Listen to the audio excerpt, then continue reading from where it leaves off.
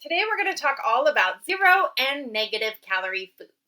What are they and why can they be problematic? So we're really going to dig into 5 reasons that zero and negative calorie foods can actually be a problem when it comes to your diet. My name is Sheena and I'm a registered dietitian specializing in the care of persons with eating disorders. The number one reason that I have a problem with zero and negative calorie foods is they actually don't exist. They are not a real thing, although the diet industry will feed you these types of foods all day long. To be considered food, it actually has to be a nutritive substance, a product with proteins, carbs, or fats, which are our only nutritive substances, and some vitamins and minerals as well. But it must contain some types of nutrients, which your zero calorie foods do not.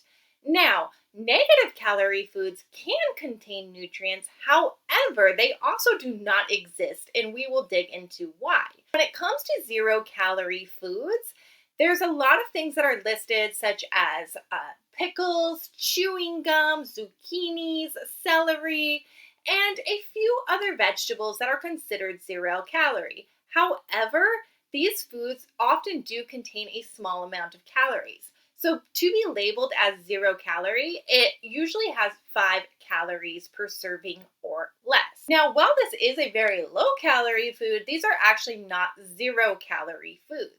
Now, when it comes to negative calorie foods, what this means is that your body requires more energy to digest that food than it puts into the body. So same type of concept. They're basically trying to persuade you that these negative calorie foods are going to leave you in a calorie deficit, which is similar to the concept behind zero calorie foods. However, there is actually no food on the planet that is actually negative calorie. There are no foods that require more energy to digest that food than we get in consumption. So, getting past the issue of the fact that zero and negative calorie foods just actually don't exist, why are they so popular when it comes to dieting and potentially trying to lose weight? Well, these foods are often touted as being food substitutes, essentially. So, if you want a food, you can fill up on these zero or negative calorie foods instead and potentially reduce your total calorie intake and lead to weight loss. In theory, this is maybe logical. However, that's very rarely how it ever actually plays out.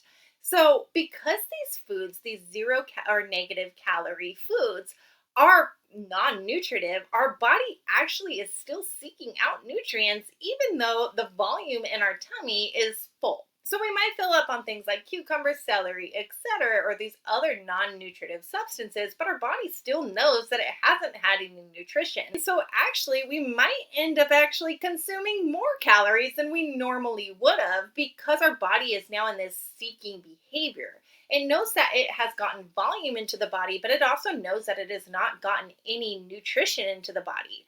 So what can happen is we can release hormones like neuropeptide Y, cortisol, those stress hormones that are going to actually cause us to seek out carbohydrate-rich foods and other foods that are actually going to nourish the body because the body is not going to be easily fooled.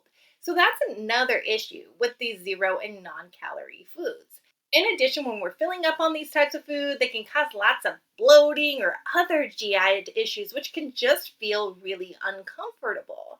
And if we're already concerned with things like weight or we have maybe body dysmorphia, this can actually escalate those issues because our bodies are temporarily distended when we're filling up on these foods, which tend to be very gas producing and add a lot of volume to the stomach. Next reason why I'm not a huge fan of these zero and negative calorie foods is that they can lead to a disordered relationship with food. And for individuals that have full-blown eating disorders, they are often safe foods for these individuals. And what a safe food is it's a food that somebody feels completely comfortable consuming in any quantity. And so these individuals with disordered eating patterns may fill up on these foods, may experience the GI discomfort, and may also experience malnutrition from filling up on these foods, trying to fill the volume of their stomachs and displace any nutrient-rich foods.